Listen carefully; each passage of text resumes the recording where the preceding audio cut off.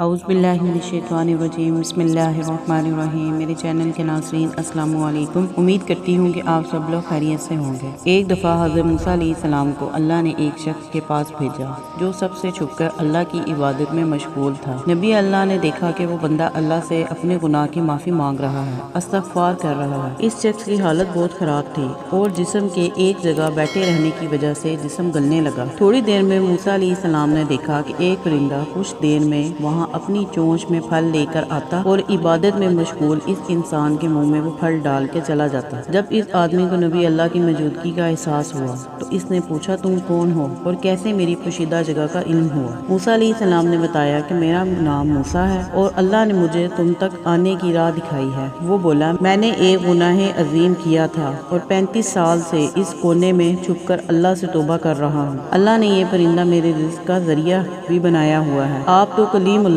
ہیں، آپ اللہ سے پوچھ کے بتائیے کہ کیا اس نے میری توبہ قبول کر لی؟ اللہ تعالیٰ نے نبی اللہ کو کہا کہ اس کو بتا دو میں نے اس کی توبہ قبول نہیں کی۔ جناب موسیٰ علیہ السلام نے اس کو جواب بتا دیا۔ وہ شخص بہت افسوس زدہ ہوا اور کہنے لگا، اللہ تو بہت مہربان اور نہایت رحم کرنے والا ہے، اس نے میری توبہ قبول کیوں نہیں کی؟ اللہ نے نبی اللہ کو کہا کہ میں نے اس شخص کی قضا کے لیے ایک پرندے کی ڈیوٹی لگائی جو اس کو تھوڑی تھوڑی دیر میں اس تک پھل لا کر دیتا، لیکن 35 سال میں ایک دفعہ بھی اس شخص نے کبھی اس پرندے سے نہیں پوچھا کہ تو خود تو بھوکا نہیں ہے۔ یہ بندہ صرف اپنی بھوک اور عبادت کا ہی سوچتا رہا، میں اس وجہ سے اس کی توبہ قبول نہیں کروں گا، اب جہنم میں اس کا ٹھکانہ ہے۔ موسیٰ علیہ السلام نے دوبارہ اس کو جواب سے مطالعہ کیا اور رونے لگا۔ پھر وہ بولا، اللہ سے میری سفارش کیجیے، اگر اللہ مجھے معاف نہیں کرتا تو کم سے کم میری اس دعا کو ہی قبول کر لے۔ اللہ نے کہا، کیا دعا ہے؟ اس بندے نے کہا کہ جب مجھے دوزخ میں ڈالا جائے تو میرا جسم اتنا بڑا ہو جائے جہنم مجھ سے ہی بھر جائے۔ موسیٰ علیہ السلام نے پوچھا، یہ دعا کیوں؟